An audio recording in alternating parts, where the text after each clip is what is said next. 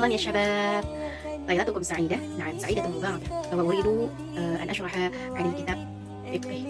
Nah jadi sekarang saya akan membahas tentang fardu-fardu wudu. Nah, jadi yang pertama itu fardu-fardu wudu, yaitu ada 6. An-niyatu. Nah mari kita baca ya. Referensinya ini di kitab di kitab Fathul Qorib.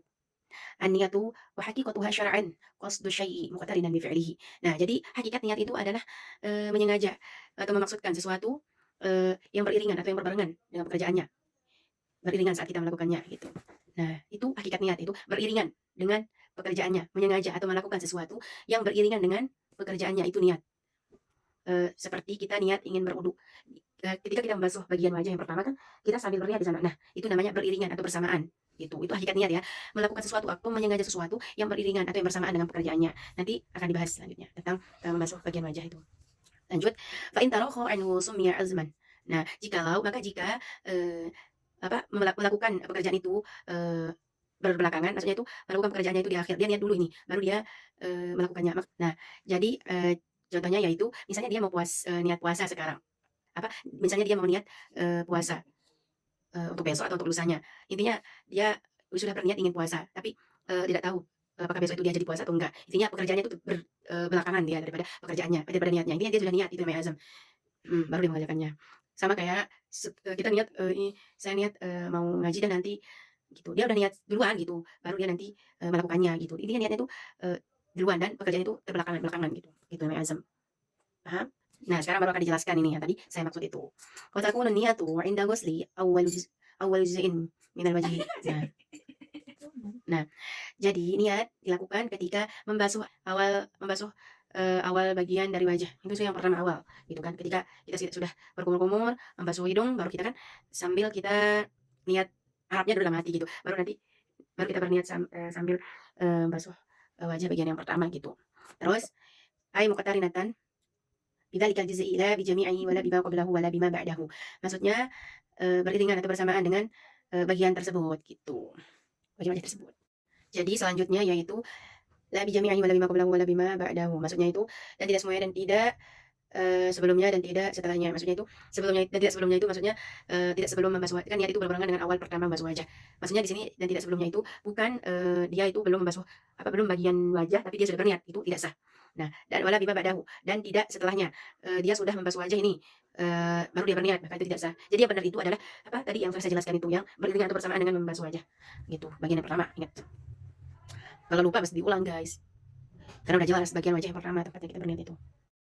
Nah, lanjutannya. Bayan mutawaddi'u 'inda ghusli ma dzukira.